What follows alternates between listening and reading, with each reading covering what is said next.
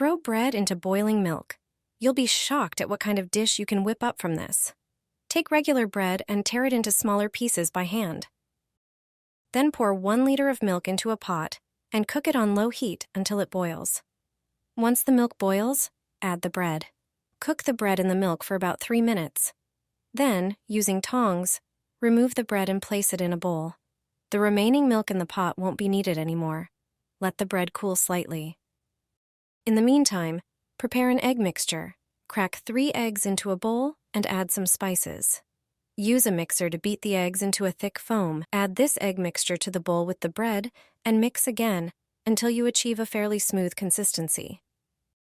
Then pour the mixture into a round buttered baking pan. Place it in the oven for 10 minutes at 200 degrees. After that time, take out the base and move on to the next step of the recipe. Spread tomato sauce over the base, then add grated cheese. The next ingredient is salami. Lay the salami slices over the cheese. You can also add your favorite vegetables. I used corn, mushrooms, and bell peppers.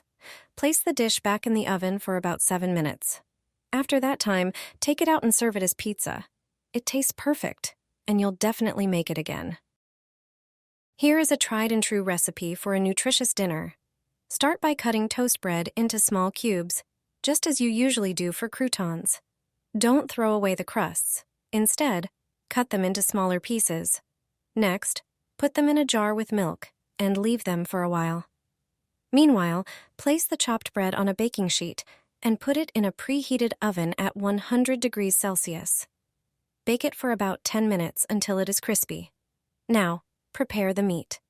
Take 300 grams of chicken breast and cut it into smaller pieces. Cut 1 onion into 4 parts. Add the onion and chicken breast to a food processor or blender. After a moment, add the milk-soaked crusts. Transfer the blender's contents to a bowl.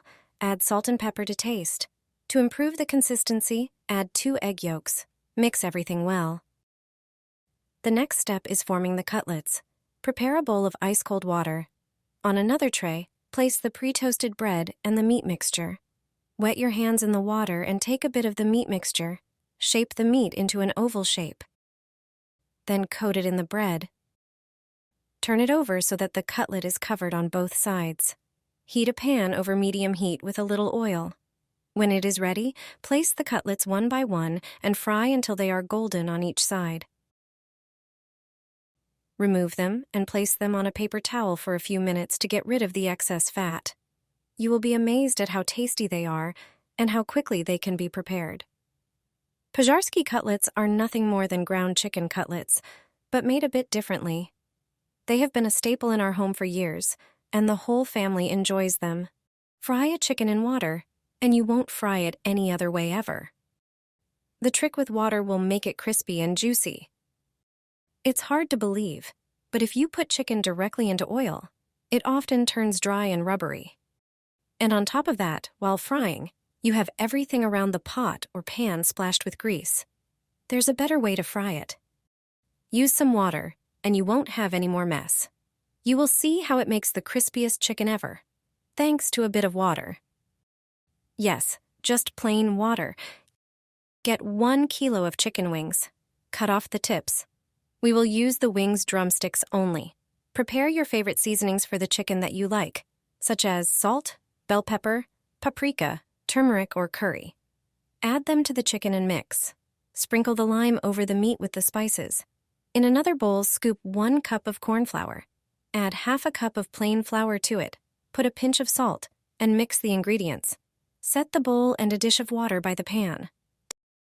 Take a piece of chicken, coat it in flour, thoroughly the whole piece, then dip it briefly in the water. Wait until it drips and put it right into the heated oil. Let's do it again. I will show you this with another piece. It must be thoroughly coated in flour, then dip it very briefly in water. And when it no longer drips water, put it on the heated fat. You will be surprised. The fat will not splash if you do it correctly. See, I hold my hand over the pan and nothing splashes. After a while, the chicken is fried. It looks extremely appetizing, tasty, It is extremely crispy and very juicy. Try this recipe the next time you want to fry chicken drumsticks or wings. You certainly won't regret it. Delicious chicken fillets in soy sauce. My family asks for them every day, and everyone who tries them asks for more. You need 4 chicken fillets. Cut them diagonally, all the same way, only on one side. Cut 2 red onions in half and chop them. Slice 2 larger tomatoes. Pour 2 tablespoons of olive oil and half a cup of soy sauce into a large dish. Add a pinch of salt, a bit of pepper, oregano, and basil to taste. Remember that soy sauce is already salty, so you don't need too much salt. Add a tablespoon of brown sugar and squeeze 2 cloves of garlic through a press. You can add more garlic if you like. Marinate the chicken breasts in the mixture. Soak them on each side. Wrap in foil and let it sit for half an hour. Sprinkle onions on the bottom of a baking dish. Arrange tomato slices on top. Place the chicken fillets on them. Arrange them side by side. Pour the remaining marinade over them. Put it in a preheated oven at 180 degrees for 30 minutes. After this time, take it out and sprinkle the top with grated yellow cheese. Put it back in the oven, bake until the cheese melts and browns. You can serve the finished dish to guests. It looks amazing and tastes excellent.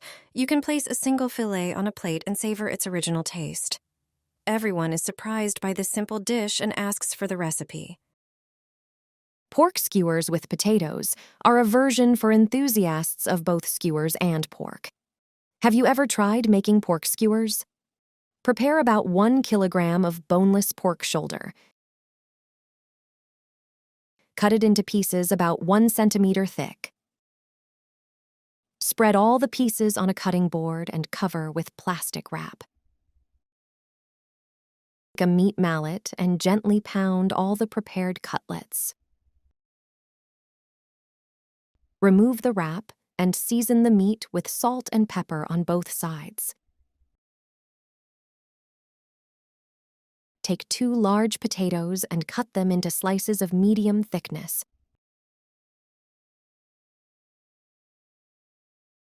Transfer them to a bowl.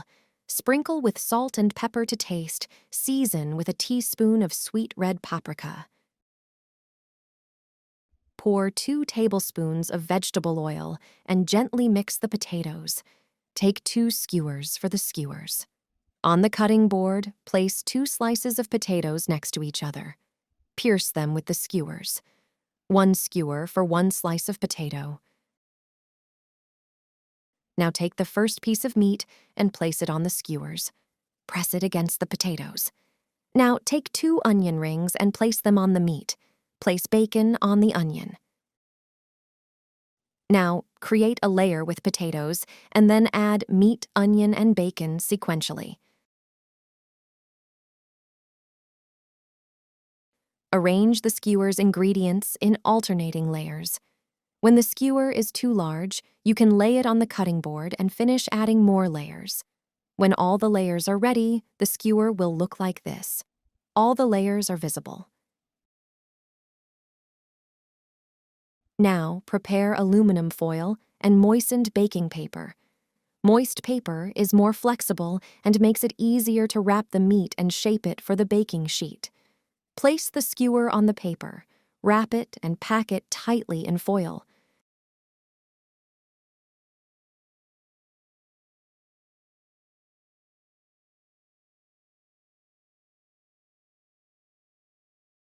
Transfer the skewer to an oven-proof dish and bake in an oven preheated to 200 degrees Celsius for 1 hour.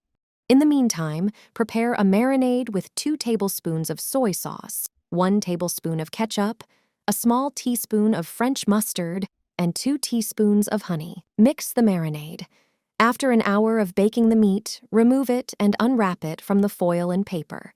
Brush the marinade with a brush. Do this on the entire surface. Put the skewer back in the oven for about 15 to 20 minutes until it turns golden brown. After baking, remove the skewer and transfer it to a plate. It looks juicy and delicious. Cut it in half lengthwise.